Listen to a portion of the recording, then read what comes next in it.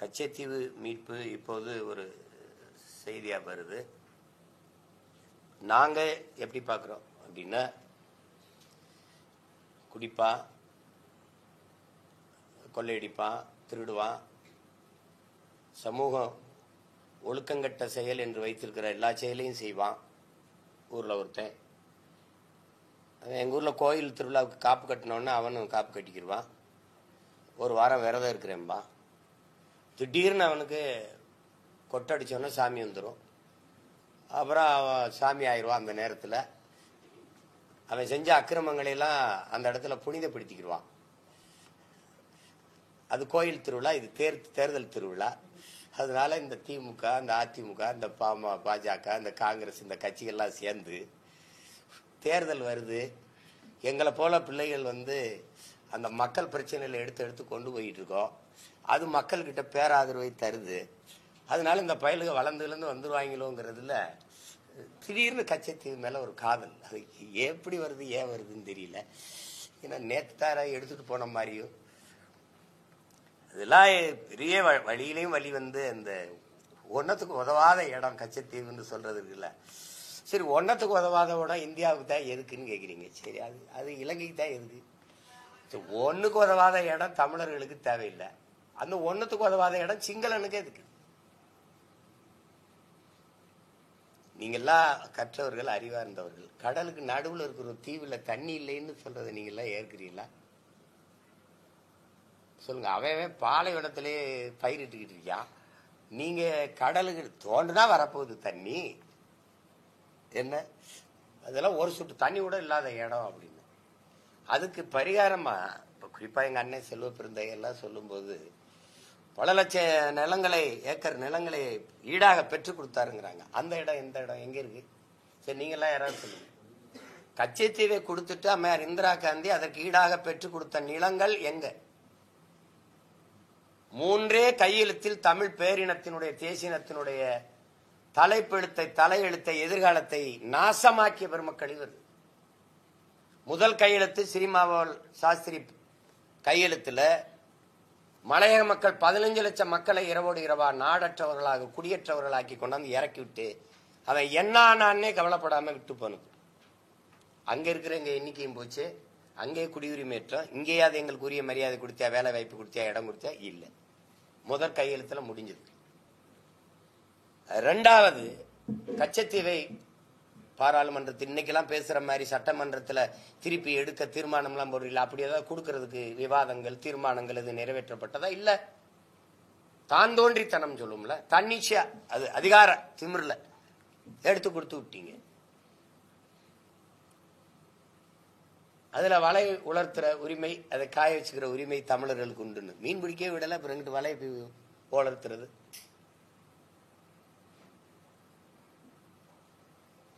அந்த கையெழுத்து அதே ஸ்ரீமாவோ பண்டார நாயக்கா அம்மையார் இந்திரா காந்தி கையெழுத்துல அந்த உரிமை பறிபோயிடுச்சு. தமிழனுடைய தலையெழுத்தே மாறிட்டு, தலைப்பெழுத்து அங்க மாறிச்சு. திருப்பி ஐயா ராஜீவ் காந்தி, அதிபர் ஜெயவர்த்தனை அவருடைய ஒப்பந்தம் கையெழுத்து. வலுக்கட்டாயமாக தன் நாட்டின், தன் இன மக்களின் உரிமைக்கு, விடுதலைக்கு போராடி கொண்டிருந்த எங்கள் மீது வலுக்கட்டாயமாக ஒரு ஒரு ஒரு கையெழுத்தையிட்டு அதை திணிச்சு அதை ஏற்க சொல்லி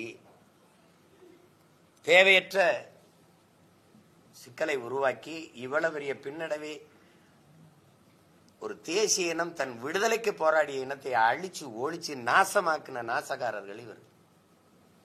எல்லாமே அதிகார திமிர்ல. இதுல கொடுமை என்னன்னா, இது எல்லாம் செய்தவர்கள் இவர்கள். இவர்களுக்கு இப்படி ஒரு இனம் திரும்ப திரும்ப ஒரு புரிதலும் இல்லாம வாக்கு செலுத்தி அதிகாரத்தை கொடுக்கறதுனால அவங்க ஒன்னத்துக்கு உதவாத இடம்ங்கிறாங்க. அது ஓ இடமா? அது எங்க இடம், எங்க பாட்டன் சேதுபதி மன்னனுடைய இடம். அதை எடுத்து கொடுத்தது இலங்கை. எப்போதும் சொன்னதில்ல அது எங்களுக்கு சொந்தமானதுன்னு. வெள்ளக்காரன் இந்த இங்க இருக்கும்போது அது இந்தியாவுக்கு சொந்தமானதுன்னு அவன் ஏற்கல, அவன் இலங்கைக்கு சொந்தமானதுன்னு கேட்கல. அது எங்க பாட்டனார் சேதுபதி மன்னனுடைய நிலம். அதை அவசரமா எடுத்து கொடுத்துட்டு அது இலங்கையை தன் கட்டுப்பாட்டுக்குள்ள வச்சுக்கணும். ஒரு பக்கம் சீனா, ஒரு பக்கம் பாகிஸ்தான்,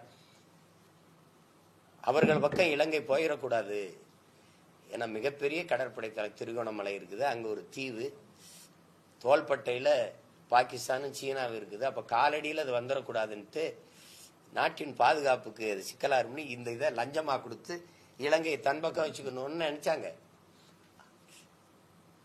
அவன் வாழை நம்ம காட்டி வாழை அவங்களுக்கு காட்டிட்டு மண்டையை நம்ம பக்கம் வச்சுக்கிட்டு இருக்கா. அது அவன் இன்னைக்கு முழுக்க சீனா ஆக்கிரமிச்சிருக்கு இலங்கையை. நாட்டின் பாதுகாப்புக்கு பெரும் அச்சுறுத்தலா இருக்கு.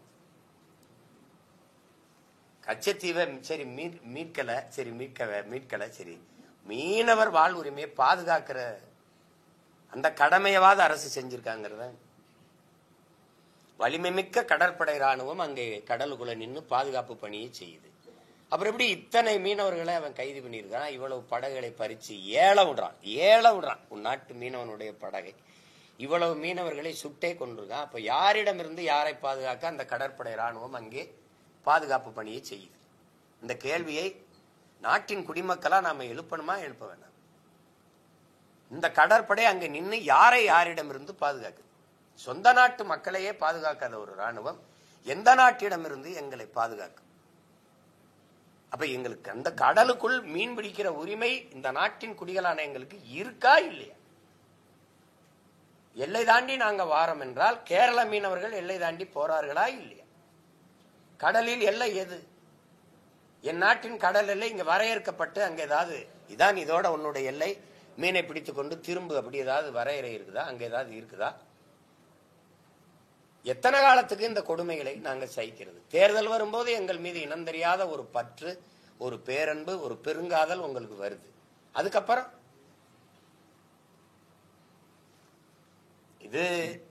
இது மாதிரி மற்ற மாநிலங்களில் இருக்கிற மீனவர்கள் தாக்கப்பட்டால், அவர்கள் சிறைபிடிக்கப்பட்டால் இந்த நாடு இவ்வளவு மெத்தனமாக இவ்வளவு பொறுப்பற்று இயங்குமா? நீங்களே பார்த்த செய்தி தான் இன்னும் வலைவெளியில் இருக்கு. குஜராத் மீனவன் ஒருவனை பாகிஸ்தான் கடற்படை ராணுவம் கைது செஞ்ச போது பின்தொடர்ந்து விரட்டி போய் அதை தடுத்து மீட்டு கொண்டு வந்தது இந்திய கடற்படை ராணுவம். அது பாராட்டுக்குரியது. அதுபோல ஒரு தடவை கூட எங்களை நீங்க காப்பாத்தல, எங்களை பாதுகாக்கல. மீனவர்களை தாக்கினார்கள், தடுத்து இந்திய ராணுவம் கடற்படை ராணுவம் காப்பாற்றியது என்று இல்லை. எப்படி பட்ட சிக்கல்ல நாங்க நிக்கிறோம்னு பாருங்க. இப்ப இதுல கச்சத்தீவு மீட்பை பற்றி பேச போறேன், அதை பற்றி பேச போறேன்னு பிரதமர் ஒன்னும் அறிவிப்பு கொடுக்கலை. இலங்கைக்கு செல்றாங்க.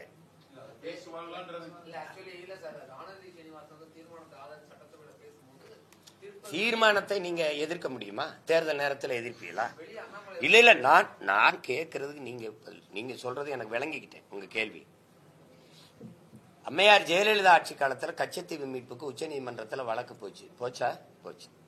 இந்த காங்கிரஸ் என்ன பதில் மனு தாக்கல் பண்ணது?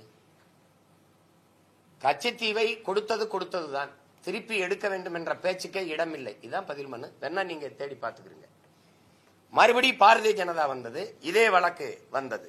அதே பாரதிய ஜனதா ஆட்சி அன்றைக்கு அரசு தரப்புல முன்னாடி வழக்கறிஞர் வச்ச பதில் மனு இதே பதில் தான். கச்சத்தீவை கொடுத்ததுதான், திருப்பி எடுக்க வேண்டும் என்ற பேச்சுக்கே இடமில்லை. இதுதான் இருந்தது. அப்புறம் அங்க மத்தியில் ஆள்ற கட்சி தலைமை ஆட்சி அது ஒரு முடிவெடுக்கும். தமிழ்நாட்டில் இருக்கிறவங்க முடிவெடுப்பீங்களா? எப்படி முடிவெடுப்பீங்க? இந்திய கட்சிகளுக்கு எப்பவுமே தம்பி இரண்டு நிலைப்பாடுகள் இருக்கும். கர்நாடகான்னு வரும்போது காவிரி அது யாரோட உடைமை, யாரோடைய பிரச்சனை, அது கர்நாடக மாநிலத்தோடு நிற்கும் பிஜேபி. காங்கிரஸ் கர்நாடக மாநிலத்துக்காக நிற்கும். ஆனா இங்க வரும்போது காவிரியை பற்றி பேசாது, கச்சத்தீவை பற்றி பேசாது, முல்லை பெரியாற்று உரிமையை பற்றி பேசாது. ஏன்னா நாங்க எங்களுக்கு எது இல்லைன்னாலும் பரவாயில்ல, நாங்க ஓட்ட போட்டுருவோம். அதனால எங்களுக்கு அந்த புரிதலோ, அந்த தெளிவோ, அந்த கோபமோ, அந்த வழியோ இருந்தா நாங்க ஏன் இதை இப்படி அவங்க அச்சம் இல்லாம இதை பேச முடியும்? எப்படி பேச முடியும்? சட்டசபை தேர்தல் வரும்போது அம்மா வானதி சீனிவாசன் அரசு கொண்டு கொடுக்கின்ற தீர்மானத்தை எதிர்த்து பேச முடியுமா? இது ஒப்புக்கு தீர்மானம். இது ஒரு வெற்றி தீர்மானம் இல்ல, வெற்று தீர்மானம். அது உலகத்துக்கே தெரியும். சரி, மீட்டரை சொல்லுங்க பாப்போம்.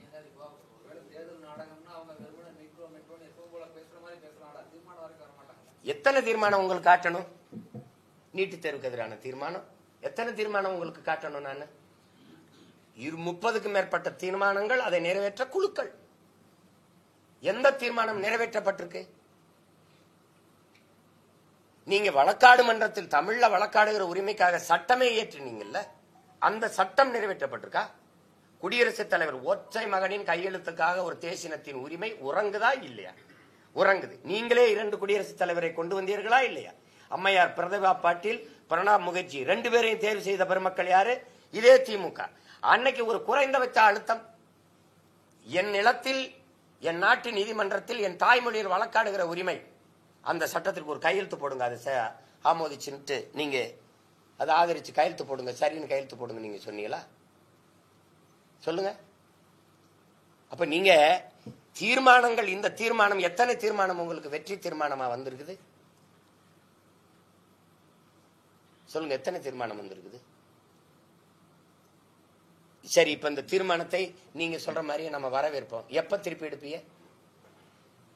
இந்த கச்சத்தீவு பிரச்சனை நேத்து வந்தது இல்லையே. நீங்க ஆட்சிக்கு வந்து 4 ஆண்டு முடிஞ்சிருச்சா, 5வது ஆண்டு வருது, அடுத்து தேர்தல் வருது. இந்த 4 ஆண்டுகள் அந்த பிரச்சனை இருந்துகிட்டு தானே இருந்தது. ஒரு சங்கிலியில 12 மீனவனை கைது செஞ்சு இழுத்துட்டு போனான்ல. ஆடு மாட கூட தனித்தனி கயிறுல கட்டி இழுத்துட்டு போவோம். ஆனால் ஒரே சங்கிலியில 12 மீனவனை கட்டி இழுத்துட்டு போன காட்சி இருக்குல்ல. அப்ப உங்க கண்டனம் என்ன? உங்க கடுஞ்சொல் என்ன? உங்க எதிர் விவாதம் என்ன? கருத்து என்ன? எத்தனை ஆண்டுகளா அந்த கச்சத்தீவு பிரச்சனை இருக்குது? எடுத்து கொடுத்தது காங்கிரஸ். கொடுக்கும் போது இங்க அதிகாரத்தில் இருந்தது நீங்க. அன்னைக்கு இந்த செயல் கொடுமையானது வரலாற்றில் பெரும் துரோகமாக அமையும் எதிர்த்து பேசின ஒரே மகன் எங்க தாத்தா மூக்கைய தேவர் தான். லட்சக்கணக்கான மக்களை கூட்டி மாநாடு போடுறீங்களே, கச்சத்தீவு மீட்புக்கு ஒரு மாநாடு பேரணி அப்படி நடத்தி அழுத்தம் கொடுத்தீங்களா? 40 உறுப்பினர்கள் வச்சிருக்கீங்க நாடாளுமன்றத்தில். மூலெல்லாம் உங்க கட்சி, உங்க ஆதரவு கட்சிகள் தான். நீங்க எதிர்குரல் அங்கே எழுப்பி பேசி அதை ஒரு பெரிய பிரச்சனையாக்கி, ஒரு பேசு பொருளாக்கி, அது ஒரு கருத்தாக்கம் உருவாக்கி அதை எடுக்கிறதுக்கு எதுவும் வேலை இருக்குதா? தேர்தல் வரும்போது 24 நாடாளுமன்ற தேர்தல் வரும்போது ஐயா மோடி திடீர்னு கச்சத்தீவு மீட்பை பத்தி பேசலையா? அது நடந்துச்சா? நாம் போராடலாம், அதிகாரமற்ற மகன். நீங்க கேள்வி கேட்கலாம், கருத்து சொல்லலாம், உங்களோட அதிகாரம் இல்லை. நாட்டின் மிக உயர்ந்த அதிகாரத்தில் இருக்கிறவங்களை கச்சத்தீவு மீட்க போராடுவோம்னா அது வேடிக்கையா இல்லையா? என் மீனவனை ஒழுங்க கடல் எல்லைகளை மீன் பிடிக்க விடலன்னா உன்னோட பொருளாதார தடை விதிப்பேன், வர்த்தகம், பாதுகாப்பு, தொழில் தொடர்பு போன்ற ஒப்பந்தங்கள் ரத்து செய்யப்படும் சொன்னா இத்தினீண்டு நாடு பயந்துட மாட்டானா? அப்புறம் அவன் உங்களை மதிக்கல. அவன் தான் சீனா தயவுல போயிட்டானே. உலகத்துக்கு உங்களுக்கு தெரியாதா? நீங்க தெரியாத, உங்கள் ஊடகவியலாளர் உங்களுக்கு தெரியாதா? முழுக்க சீனா ஆக்கிரமிச்சு நிக்குதுங்கிறதுல ஏற்கிறீங்களா, எதிர்க்கிறீங்களா? அங்க சிங்கள கடை விதிகளை சைனீஸ் எழுத்துல விளம்பர பலகையில் எழுதி வைக்கப்பட்டிருக்கா இல்லையா? எல்லா இடத்துலயும் அம்மந்தோட்டால தன் ராணுவ தளத்தை, கடற்படை தளத்தை அமைச்சிருக்கா இல்லையா சீனா? சொல்லுங்க. 90 ஆண்டுகளுக்கு 950 கோடிக்கு லீஸுக்கு எடுத்த அந்த இடத்துல நிக்கிறானா இல்லையா? எல்லாம் நீங்க எதையுமே பேசாம விட்டுட்டு நீங்க வந்து இன்னைக்கு வந்து நாங்க எத்தனை காலத்துக்கு இந்த கச்சத்தீவு கோரிக்கை வேணாயா? கச்சத்தீவு மீன் பிடிக்கிற சுதந்திரமா சென்று மீன் பிடிக்கிற உரிமையை பெற்றுத்தரலே நீ எனக்கு, இந்த நாட்டு குடிகளுக்கு. நாங்க உங்க நாட்டு மக்களா இல்லையா? சரி, கைது செய்யப்பட்டா செத்து விழுந்தா இந்திய மீனவன் கைதுனா சொல்றியா? அப்படி சொன்னா உனக்கு அவமானம் ஆயிரும், தேச அவமானம் ஆயிரும். தமிழ் மீனவன் செத்தான், தமிழ் மீனவன் கைது செய்யப்பட்டான். அந்த மாதிரி நீங்க சொல்லிக்கிட்டே இருக்கும்போது ஆமா நாங்க தமிழர்கள்னா அது பாசிசம், அது செப்பரேட்டிசம், ஆன்டி நேஷனலிசம்ங்கிறீங்க. நாங்க தான் சொல்றோம் இந்தியன். என்னைக்கு நீ என்ன ஏத்திருக்க இந்தியனா? என் வரி இனிக்கும், என் நிலத்தின் வளம் இனிக்கும், என் வாழ்க்கை உனக்கு கசந்துரும், என் வாக்கு உனக்கு இனிக்கும். எப்படி? அது கையெறி நிலையில் நிக்கிறோம். எங்களுக்கு அதிகாரமற்ற பிள்ளைகள், அரசியல் வலிமை, அதிகார வலிமையற்ற பிள்ளைகள் முறையிடலாம், ஆர்ப்பாட்டம் செய்யலாம், போராடலாம். ஒரு கோரிக்கை வச்சு ஆர்ப்பாட்டம் செய்ய இந்த நாடு, இந்த அதிகாரம் இடம் தருமா? நாங்க முன்வைக்கிற கோரிக்கையை தடையின்றி தொலைக்காட்சிகளில் ஒளிபரப்ப விடுமா, அனுமதிக்குமா? எந்த ஒரு போராட்டத்திற்காகவும் இந்த இடத்துல இன்னும் போராடுன்னு எங்களுக்கு அனுமதி தந்திருக்குதா? சொல்லுங்க. எங்க தலைவர் சொல்றாரு, வெள்ளைக்காரர்கள் நம்மளை அடிமைப்படுத்தி ஆண்டார்கள், ஆனால் நம்ம விடுதலைக்காக போராடவாவது அனுமதித்தார்கள். குறைந்தபட்ச ஜனநாயகமாவது அவர்களிடத்தில் இருந்தது. ஆனால் விடுதலை பெற்ற இந்த நாடுகள், இந்த நாட்டின் தலைவர்கள் நம் உரிமைக்காக போராடக்கூட அனுமதிப்பதில்லை. அப்படின்னா யார் கொடுமையானவன்? யாரு கொடுமடிமைகளை எங்களை வச்சு நடத்துறது? உரிமை இல்லை எங்களுக்கு. பிரச்சனைகளை நீங்க தான் திணிக்கிறீங்க, போராட்டங்கள் எங்களுக்கு நீங்க தான் கையளிக்கிறீங்க. ஆனால் போராட இடமாவது கொடுக்குறீங்களா? அப்ப அது பிரதமர் இதுக்காக போறேன்னு சொல்லல, இந்த பிரச்சனைகளை பேசுவேன்னு சொல்லல. ஒருவேளை பேசிட்டு வந்த பிறகு நாட்டின் பிரதம அமைச்சர் இந்தந்த கோரிக்கையில பேசியிருக்காங்க, இது பண்ணிருக்காங்க. இல்ல அவர் இங்க வந்தார்ல, அவர் வந்தவர் அந்த அதிபர் வரும்போது இவங்க என்ன பேசுனாங்கன்னு நமக்கு தெரியல. இப்ப போயிட்டு என்ன பேசுவாங்கன்னு தெரியல. இது புது பயணம் ஒன்றும் இல்லை பிரதமருக்கு, ஏற்கனவே பல முறை போயிருக்காங்க. இந்த பிரச்சனை தமிழர்கள், குறிப்பாக தமிழ்நாட்டு மீனவர்கள் பிரச்சனை தான் இப்போ. ஏன்னா எங்க ஈழத்தமிழர்கள் பிரச்சனை அது அவர்களை பொறுத்த வரைக்கும் அது முடிஞ்சு போனது, அப்படிதான் அவங்க கருதுவாங்க. நீங்களே பாக்குறீங்க, ஒரு தங்கை, அவள் சிறந்த விளையாட்டு வீராங்கனை, இந்த நாட்டில் குடியுரிமை இல்லாதனால அவளுடைய திறமையை வெளிக்காட்ட முடியல. இந்த நாட்டிலிருந்து, ஈழத்திலிருந்து நாங்கள் பல்வேறு நாடுகளில் புலம்பெயர்ந்து போய் வாழ்கிறோம். எல்லா நாடும் தங்கள் குடிகளாகவே ஏற்று எங்களுக்கு குடியுரிமை தந்து எங்களை அங்கீகரிக்குது. அந்த நாட்டு ராணுவத்தில் இணைச்சுக்கிறது, காவல் படையில இணைச்சுக்கிறது. அந்த நாட்டில் விளையாட்டுத்துறையில எங்களை விளையாட விட்டு நாங்கள் வென்று குவிக்கிறோம் அந்த நாட்டுக்கு. குறிப்பா என் தம்பி திருக்குமரன் மகன் குரு, அவன் என்ன செய்யறான், அயர்லாந்து நாட்டுக்கு டென்னிஸ் ஆடுறான். ஆடி அந்த நாட்டின் பெருமைனா அந்த நாட்டின் பிரதமர் அவனுக்கு கடிதம் எழுதுறார், இந்த நாட்டின் பெருமை நீ நிலைநாட்டி விட்டாய் மகனின்னு. அது இருக்குது, பயிர் நான் வேணா அனுப்புறேன். அந்த அளவுக்கு எங்களை அங்கீகரிக்குது அந்த நாடுகள். திபெத்தியனுக்கு இந்த நாட்டுக்கு என்ன சம்பந்தம் இருக்கு? உனக்கு இந்த திபெத்தியனுக்கு என்ன சம்பந்தம் இருக்கு? நீ அவனுக்கு குடியுரிமை கொடுக்குற, வணிக வளாகம் கொடுக்குற, திரையரங்குகள் கொடுக்குற, கல்லூரி கொடுக்குற, வாழ்விடங்கள் கொடுக்குற. இந்த நாடு நாடாவதற்கு முன்பிருந்தே நாங்கள் நினைத்து வாழ்கிறோம். இது ஏன் நாடு, என்னுடைய ரத்த சொந்தங்கள் ஈழத்தமிழ் மக்கள். அவர்கள் எங்கள் எதிரியா வந்து 35 ஆண்டுகளை தொடுது, ஒரு தலைமுறை தாண்டி இருக்கோம். எங்களுக்கு குடியுரிமை தர என்ன பிரச்சனை? என்ன பிரச்சனை? சரி, நிரந்தரம் வேணா, இரட்டை குடியுரிமை கொடு, விரும்பின வரை இங்க இருக்கலாம். தாய் நாட்டுக்கு வாழ போனோம்னா போகலாம், அங்க இடையூறு வாழ முடியல திருப்பி இங்க வரலாம்னு. இது பூமிக்கு இதெல்லாம் இது எப்படி சொல்றது? அப்புறம் மனித நேயம் பேசுறோம், அப்புறம் இறைவன் பேசுறோம், உலகத்தை இறைவன் படைச்சான்னு பேசுறோம், தினம் சாமி கும்பிடுறோம், பூஜை எல்லாம் செய்யறோம், வழிபடுறோம். ஆனாலும் எவனுக்கு வாழ இடம் இல்லைங்கிறோம். இது என்ன? இதெல்லாம் என்னது? அது நாங்கள் இந்த நாட்டின் குடிமக்களாக மதிக்கப்படுறோமாங்கிறதே கேள்வியா இருக்கு. அப்புறம் அதுல போய் பேசி என்னது? எங்களுக்காக பேச யாரும் இல்லைங்கிற யதார்த்தத்தை நாங்க புரிஞ்சுக்கிறோம், நீங்களும் புரிஞ்சுக்கிறீங்க. எங்களுக்கு புரிஞ்சுதான் நாங்க இந்த வேலையை செய்யறோம்.